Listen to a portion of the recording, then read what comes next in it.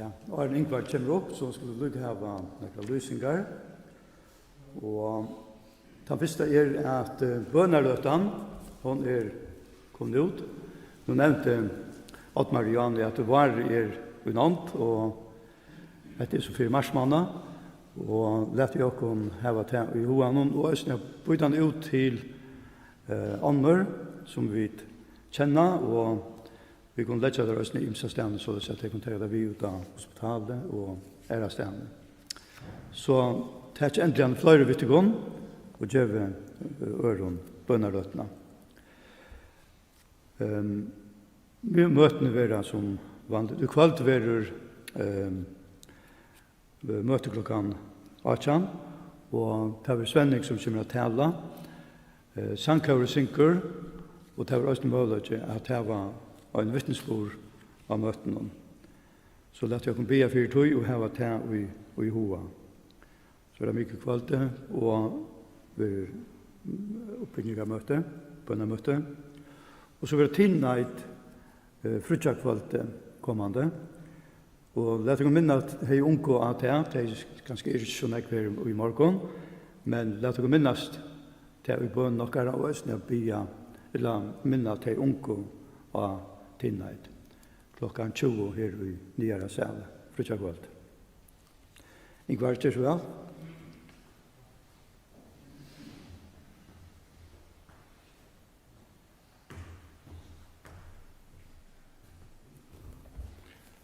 God morgen. Godt at vi kunne savnast om navn herrens og om vår hans herre, og minnast hva han har gjort for oss. Jeg vet ikke hvordan andre folk har det som skulle bære året fram, men jeg har det gosset såleis at jeg er ångatøy nøkter ved tøyene som jeg har framan undan. Ikke tøyene som skal tale, men om jeg har nokka tøy fyrrekkende. Når glaset så fullt at det flyter iver. Alt det kunne jeg huksa meg at haft meira tøy. Så i morgen tar vi Oddmar for Jekvann som skulle ha året, så får en bire av munnen her. Kan skal være etter herrens svære på at jeg fikk ikke meira tøy. Men så får jeg huksa om Jekvann, hvordan han hei det. Så jeg kan ikke være stuttligt at være lustig å tale og ikke ha haft tøy av fyrregas. Men oansett så skal jeg bære fram et år i morgen, og jeg er takksam å kunne gjøre det.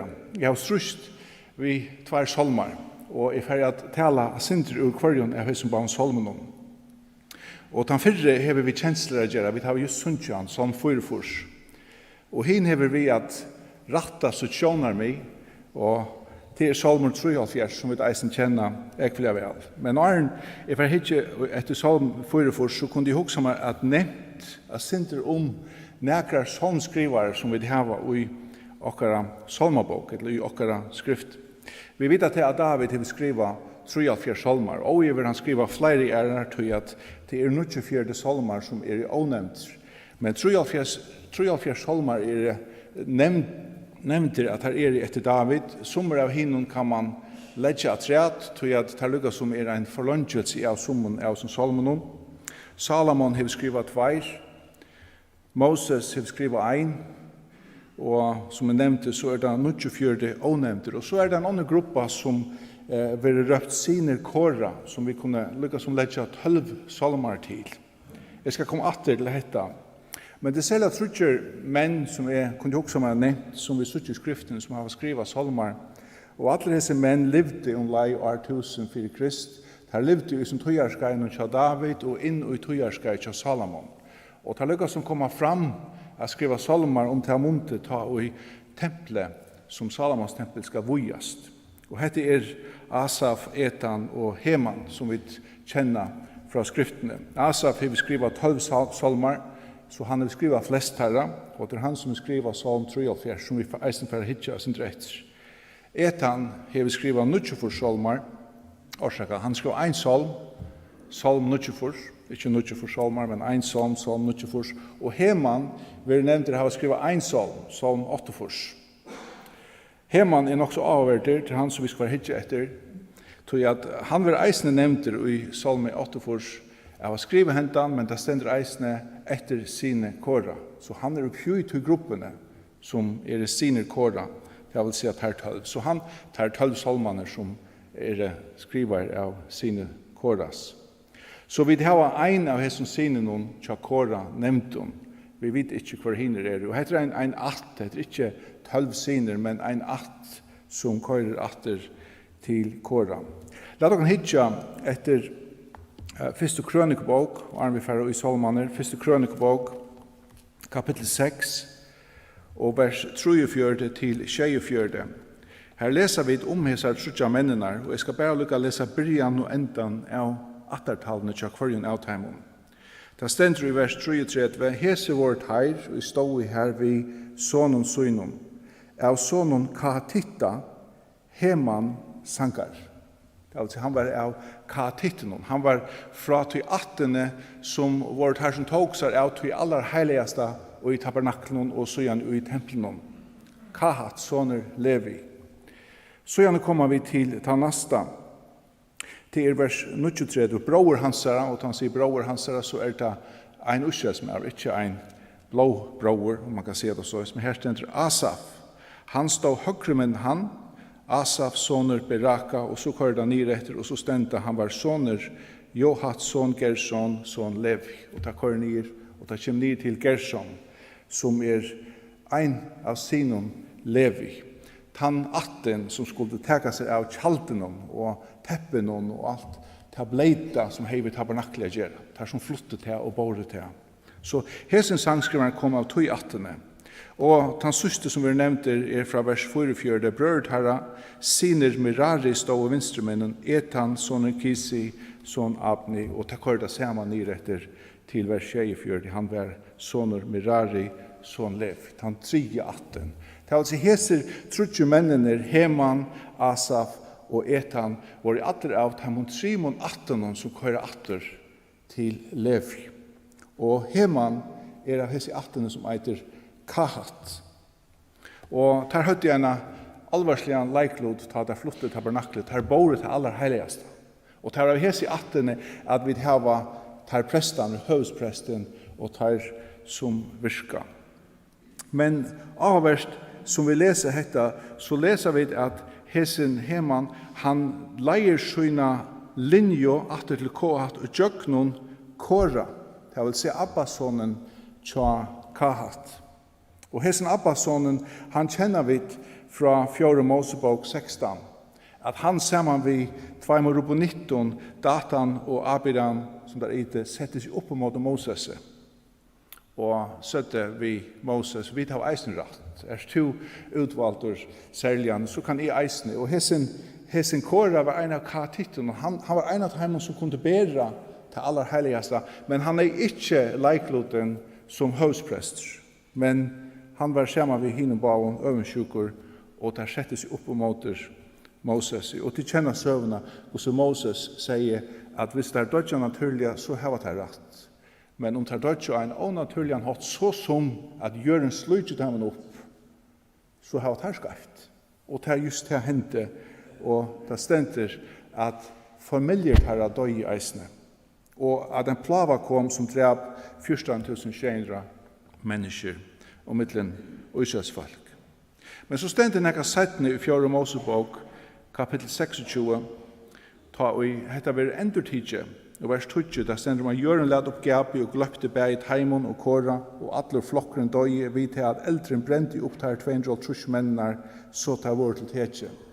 Men så stender hetta vers 11, men sinner Kora døy ikke. Spart. Sinner Kora døy ikke. Og leser vi atler, omkring av som 12 salmen som var dedikeret til sinner Kora, inkluderende hentan som fra Heman, som eneste som nevnt av dem, så sørger vi at atler uttrykker en åpenborna nøy. En åpenborna nøy som tar hava finnkje. Til det første som vi sørger i Jesus salmen, det neste som rettelig avverst, og som vi har lukket som ble vi at velge til at ta vid hitja i 1. Krønikebok kapittel 6 og vers 33 til 38 og fylgje hesson Heman. Gossi han spårer 18 kjasser atter til Kora og så Kahat. Så sørger vi noen andre løgn her som rettelig avhørt. Det stender hese vårt her stod vi sonen søgnon av sonen Kahatitta Heman sankar, og så nevner han pappas søn, sonur Johel, så nevner han Abbas søn, sonur Samuel, og så lenker på han, sonur Elkana, sonur Jeroham, sonur Eliel, son Toa, son Tuff. Han nevner henne alt her, hvor et navn kommer fram, som vi alt kjenner som den senaste domaren av domaren, Samuel. Vi ser ikke ånge æresten at Samuel var nevnt sjølver som av sånne kåra, men her ser vi at han i hese i 18. Og færer vi til 1. Samuelsbok, kapittel 8, vers 1, så ser vi det samme. Vi ser her i Ramatiam, Sofim og Efraims fjøtlom boe med i at Elkana. Han var sonur Jeroham, samme navnet, sonur Elihu, samme navnet, sonur Tohu, sonur Suf. Så må navnet komme fram. Og så stendet til endan, og i tog linjene ein Efraim mittur. Men man leser det så at han boe av Efraims fjøtl. Han var herfra, men han var ikke av teimen. Han var ein levittur, som vi sutjes i 18 her. Ein levittur, ikke bare noen mindre levittur, men ein som gjøk noen kåra til kahat. Så Samuel, som var abbe i hemman, var etterkommere kåra. Draverst halt. Draverst har vi lest Salm 44, som ikke blir dedikeret til et navn, men til sinner kåra. Og vi vet ikke hvor som som skriver dette. Dette kan være hemman, dette kan være en for annar av etterkommeren om tja kåra. Dette kan være Samuel Sjolver, som har skrivet dette salm. Jeg får lese fra vers 1 til endan av salmen. Her stender til sangmeisteren etter getitt, etter sine kåra, salmur. Gosse elskelir ikke bostad tøyner, Herre god herskerana. Salmen lunges, ja, hon tror etter forgåren herrans, hjärsta mot og holdt mot råpar av glede mot hinnom livante gode. Ja, spurveren fanns av heim, og svelren reier, som hon hever ungarsina roi. Alt tøyne, Herre god herskerana, kongermoin og godmoin. Sæl tei som byggva i huset tøynon, de skulle alltid lova til her, sela. Sælret han hever styrkesund ut her, og som hever hjärsta vent til hinnar bein og leier. Ta i te færre jøknon bakadelen, gjer at hei han til kjelderuggansdag, ja, hestregne legger sikning etter han, etter iver han. Fra kraft til kraft gengat hei, de stuja fram for god av Sion. Herre god herskerana, høyr bønnemoina, lusta etter til god Jakobs, sela. God, skjølter hansara, hikker her og skoar anlet hins salvaja tuns. Tui betre ein daver i forgåren tunnun enn 1000 ærer, fyrr vil de lidja vi gottena i huset godsmoins enn a byggva i godløysingar kjoltun. Tu god herrans sol og skjølter, herren gjør nøye og heier, ikke godt søyter han teimen som liva i sækløyse, herren god herskerana, sæler han og løyter av te. Hesen salmen ombår nekka kjensler som ein troan etter å være saman vi gode, å være her som han viser seg. Og i hesen føren tåsa vi om tempelet, vi tåsa om tempelhatøyardianer. Det var trutcher tempelhatøyardianer som var tvungner, om man kan si det, altså det vil si man helst skulle færa til ved jøvn og middelbile. Det var pørskene, det var vikohøgtøyner, eller det som vi kjenner som kvitesona og leivsale høgtøyner. Dette var høgtøyer som Israelsfolk var bunden at genga til jaunan. Og jeg vet ikke hvordan hese mævren har haft det, om det har vært at tøyerskak han ikke kunne fære, og nå får han atter, eller bare til at han genger av gøten, og han av ved, og han ser tempelet. Og han føler hessa lukan om at henda samverande mellom godsfolk for å være her, og her god sjolvor som for å luka falskje. Og han gledes, og han sier henda setningen, gossi elskler ikke bostad tvinner. Da vi kommer sammen om Herren her i morgen, så det en glede som kan fylla hjertet okkar. Gossi elskler ikke bostad tvinner. Det var ikke som så vi okkar husa gjera, men det hever vi at dette sett til okkar å møtast og minnast, akkurat som det var til Israels folket, at det kom sammen til der imenske høgtøyner. Leser man om høgtøyner, så rettelig avverst å sutja at det var ikke så at de så det til firelester og lusta etter skriftene, men det var imensk ting som kjenker fyrir seg. Det var imes virksomme, men alt lyste at felas evne. Ta det var påskahøgtøyen, så dreier det som heter at det var løst ut ur Egyptaland. Nega som vi har mynda her i morgen. Vik og høgtøyen, ta var det loven var given. Det myntes sett at det finnes der fire skriva i reglene som de skulle leve etter, og fire hadde seg til. Det som var godt for deg. Og levs alle høgtøyen, det mynte deg av øyemarska ferierna, men det peikar fram etter måte til at Gud for at tega seg av okken, akkurat som han gjør det her, ta i skeggbaner ikke slitest av føtterne okkara, og han tok seg av okken, selv om vi knarrer av alle vei. Så for han har tega seg av okken av samme hot. Og jeg kan huske meg som avren, han har haft disse trådene til dette samfunnet som lukar. Og dette er en mynd på okkara troarliv, okkara dagliga liv, og eisen i okkara er komme sammen om okkara herra og frelsere. Og eisen ut i dagliga tar vi sett okkur nyer, tar vi tekka løter, tar vi hava seg luvkanna at gledast saman vi herran. Vers 6 til 9, her kommer kanskje en annan sannleik inn som vi eisen opplever okkara dagliga liv. Han tog som hendan Bekadalen, etla hendan dalen som var så turrur. Han sier, selret han som har styrke sunn ut her, og så samanløkner vi affær jøkken hendan dalen som var så omedaliga turrur. Og han tåsar om hvordan underfullt og fra kraft til kraft kan man genga fram og måte det som plåse som der skulle til. Spurgeon, som skriver om hendan Solmen, han sier til Bekadalen, jeg vet ikke hva han heter fra, men han skriver at Bekadalen var en omedaliga turre daler, og at som folk ikke får fra sin heimplåse til hesa imsko høgtøyner, at da de gingo jøkna da delen, så gjør det de sinter som de får jøkna. Det vil si at de greva i veiter, og de planta i palmar.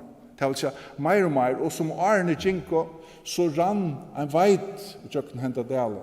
Så vokser palmar og gav skugga for de ferande som de får til plåse. Og jeg hadde en øyla vøkker mynd av hvordan akkurat liv. Vi kunne ofta gengu jøknun hessa delaner. Og vi kunne lattelige slåkne talsvei, så er det bare. Det skal bare være torst inntil vi kom her til. Nei, sier Herren, gjør noe vitt det. Du hever dine løter, du skal grava, du skal planta, du skal gjøre grønt rundt om det, så la seg at ta ui, du er til middelen hese plassen hver, og Herren verlige lukar, så skapar du omstøver.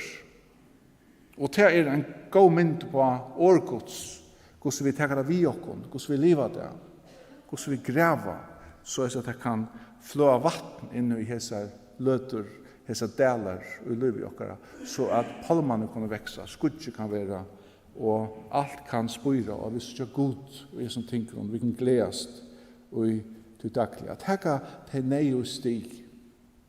Ikke bare for okken sjølve, som vi sutja, at det greve enda delen, men det gjør det eis for det som kom i 1804, og som eisen skulle njota hetta sama spasertur, hetta sama stretche som det skulle genga, så det eisen var fire de som det var saman vi. Vers 12 tås han om han samanber at bedre ein davur og i forgården tøynun enn 1000 ut i heimen. Hatt eisen en mynd som viser okkom om okkara stand, altså, hvordan vi skulle leva vi gode, hvordan vi skulle leta han bruka okkom. Det er ofta så at har vi livet i heimen, så fært her som heimen har bjøa størst vir i egen okkara. Men verleikjen er, som skriften sier, at ein davur, eller et sekund, og i herrens folkar er betre enn 1000 år, eller 1000 dager, eller hva det så er ute i heimen. Det er ikke evig om det, men det er ikke alltid vi sutja det såleis.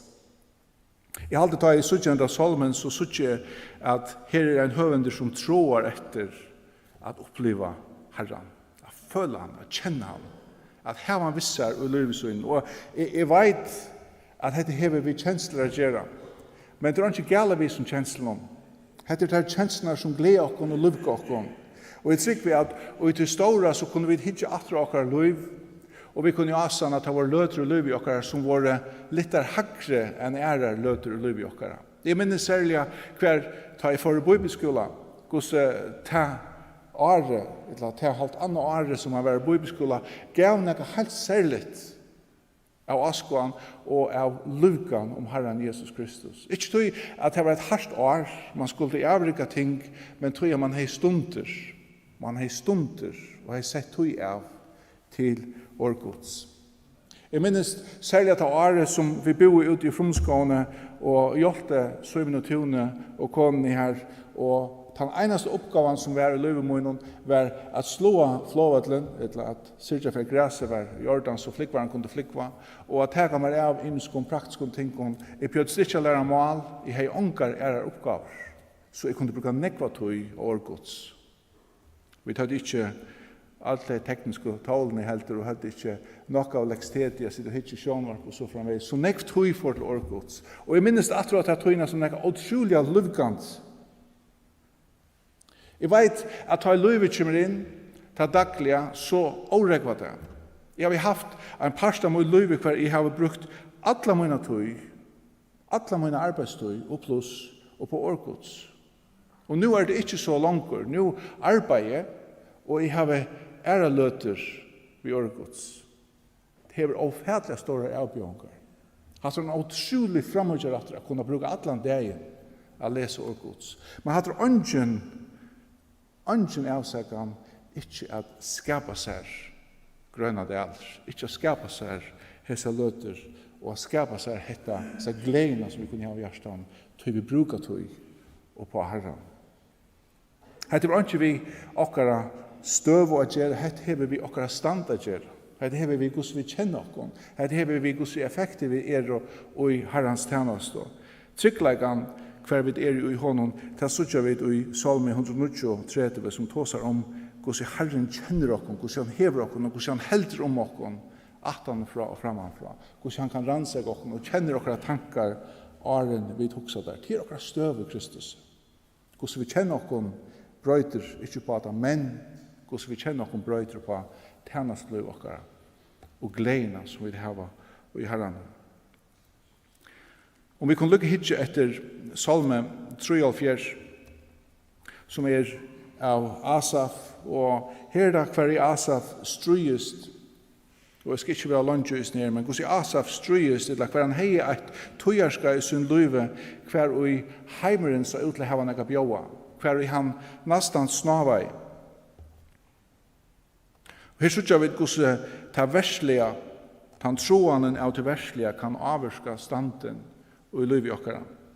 Og jeg halte det som avverst å nevne, og når vi leser den salmen, til å hitje etter personsfornavnen, hvordan det brøytast, hvordan han hikker etter noen tingene, og til bæra personsfornavnen som brøytast, og i hesson salmen, som brøyter alt sjånar med i sjånen. Det er liksom rattar alt, hvordan vi sutja det, og i personsfornavnen.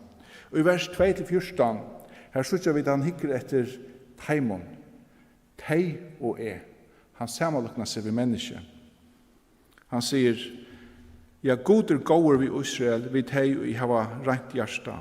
Men det var tatt vi av fødde mine snav av. Ta vant jeg lydde og at sti mine åko. Tog jeg øvende i hinn hukkum av jeg, ta jeg sa at heimun gjeks vel og godløse tarra. Du teg fri fra motgenge, lykka inntil teg dødja. Og livsmei tarra frisk og avskjert. Tei vid ikkje av nei som andre folk. Tei ver ikkje plåa som andre mennesker. Tui hukma i halsbrøy tarra. Tei sveipa seg i ivgeng som i kappa. Ur fite skoa ei og tarra ut. Hjärsta hoksans tarra genga ut alt marsk. Tei spotta og tåsa i ønskapi ivgeng, hukma tala tei. Vi munnen færa tei opp til himmels, og tungur tarra strykur hjørna. Tøy venter folk tarra seg til tarra, og vatten og iuflå sikva teg i seg, og teg sier, hvordan skulle Gud vita neka? Man nekar kunnskaper vera til hinnen haksta. Ja, så vi hinnen godleisa, alt teg trygg, veldig tarra tykker til, ikke batti at jeg helt hjärsta munnen regnen og vaska i mer hendrunar og i sækløse. Jeg var korsene plava over løyelegan dagen, og hver morgen kom til mun vi tykt. Hette kan du kjente så leis. Jeg tykker vi at, ja, jeg skal ikke akkurat nærke, men jeg kan være den første jeg gjort at omkretøy, så har vi kjent det så leis. Tar man hikker etter heimen om. Tar man samarbeid seg ved mennesker, andre mennesker, og man ser hvordan heimen gongst, og gosse man sjálvon gongst. Hatt tan svartsikne Hatt som lukka som fær lov til å råa. Enda i salmen her så var det en øssalig salmer, en rinke salmer. Men så kommer dette mittlenspillet, hvis vi kan bruka til myndelige tale her, vers 15-16. Hver og alt brøytest. Hver henta løtan vi herran kommer inn, og sjånar mye brøytest. Han får ratta seg sjånar mye. Han sier, men hei sagt, såla skal jeg tala, så hei vi truleiser vi atbatna tøyna. Ta jeg no grunda for jeg skilje heta tykte temmer åsvårst, inntil jeg får inn i halvdomar Guds, og lei til merkes hos jeg endte tarra ver. Lekle merkes sier at, og i okkara omsetning, og eisning til ensko, her stender halvdomar Guds, flertal. Jeg vet ikke hva det i frummalen, jeg kjenner ikke hebraist, men vi vet at i Søv og Israel så var det alltid bare en halvdomar Guds, da det tås om halvdomar. Men her brukar det i Gudser flertal, halvdomar. Og jeg tykker at om vi skal skilje etter rett, så hever vi tar løtenar som vi brukar vi herran. Inntil vi får justera okkara sjånarvinkel, okkara synsvinkel av ting. Vi suttjar det så som Gud ser det, og i samsar vi herran. Her underfullt, noen underfullt vers som vi suttjar. Og så begynner han fra vers 18 til 20 at ikke saman bare se vi teg, men nu får han saman bare teg vi god. Nu blir støvan han helt under. Han sier, jeg har holdt og sette til teg, og i undergang starte til teimon. Gosse knapplega vil at det ikke genga under og få rævlig en enda, som en roknar dreim for ønske ta i han vaknar, så roknar to herre teg for ønske, som skuggamender ta i to vaknar. Nå synes vi at personsfornavnet blir teg og god. Og mynden blir en helt annen enn og teg. De har det så godt. Nå det hva endet tarra. Nå kommer evangelisteren opp i som mannen. Nå kommer neien som han ser til seg folkene, tørveren som de har av gode. Og nå ser man knapplega at han får justere dette, at de ikke bedre for enn Taimon tørvar herran. Hadde sjånar meg til en evangeliste.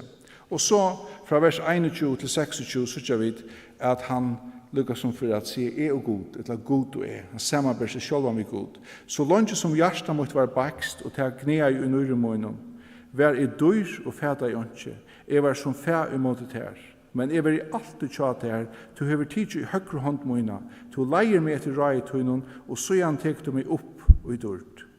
Kvann har vi i himle, og ta i to erst møyn, ta i ång, og så kan jeg lese om at det vers 25. Kvann har vi i himle, og ta i to erst møyn, tra i ångon etter av hjørne. Lat best holdt og hjersta mot ørmaktast, god klettur hjersta møyns og luter møyn, og i atlar avs. Og vi sutja at i sin Salomon, tar man hikker etter og i personsfornavn, så hevda i alt vi gosisjoner at honom brøytest. At han fer fra samanbæra seg ved mennesker, at så samanbæra menneskene ved god, og så samanbæra seg sjølvan ved god. Og alt blir lukket som retta inn og til at vi i en ofætligere støv. Vi har en ofætlig stor dyrgrip. Og vi kommer sammen om noe som ofætlig for heim. Men eisen som heimen hos så står han tørva, og at okkon tørvar atter og atter å få okkara sjånar ratta, så vi sutja tarra tørv, og ikke den tørven som vi halda av vid hava, men den tørven som vi verlig hava, og til at hava et samtla vi herran. Jeg skal forenda meg til å løte, men hoksa meg at enda bare vi her som tankan og ta lese henta setningen inntil jeg får inn i halvdomar herrans. La det ikke være lengt om middelen hessa løtnar til en liv. La det ikke være lengt om middelen at vi ratta kompassna, hvordan vi sutja henta heim, hvordan vi sutja okken sjølve, og hvordan vi sutja okkar underfotla herra. Salmer 44, han talar om okkar stand, om hese underfulle løte som vi kunne hava, alltid. Salmer 139 talar om okkara støv, den tryggleika som vi hava i honom. Salmer 73, Han talar öliga väkert om gosse rattfestingen, eller gosse vi må ratta så läs att okkara standur, känslor, tjänasta, allt blir ratta efter tog som år hans säger. Och han kunde kanske kasta allt det upp och i några få linjer som vi söker i Rombraunen kapitel 6 och 11 kommer så till en ny stövlas. Det är alltså rockne ratt för Herren er. Evist, onka löt ju i att som vi har sitt här i morgon så har vi rockna ratt. Vi har lite Herren högt och är vana att han var högt sätter och tjökna vikna och i löv i okkara och lät inte vara längt om ett här lötnar som du brukar samma vid Herra okkara. Herre god, vi tackar dig för att du dörra bara sån här. Vi tackar dig för att du har givit oss till ett år, du har inseklat oss vid hela andan, du har givit oss hendan frumarv som pekar och visar oss av vad den underfulla Herre du är här. Hjälp oss samtidigt som han har pekat allt jag till och visar heimen som har så stor törvat här, hvor väldigt god du är. Hjälp oss nästan att minna på en annan och minna oss själva att vi tar en omedelig stor törv att här reisen här. Och i kvarje löt i liv i okkara, så att vi kan vara virkjen och effektiv i tjänste tøyne her. Takk for disse samkomne, takk for at vi nå alltid kunne sauna sammen og ha et samfunn, lust etter bønnen og tjakkvernøren og sannsjen som er givet ut, og hendt hatt dørdagjere til her. Ber vi okkon som vi færa kvart til sutt, og sikna til familier okkara, og hjelp okkon å være en firmynd for deg som utenfor er. Det ber vi til om. Og i Jesu navn. Amen.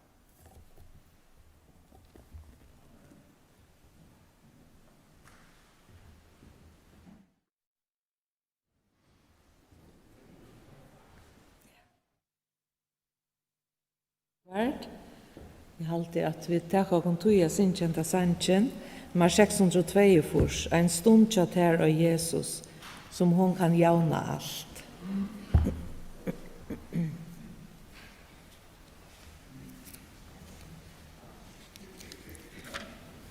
Vi røyses.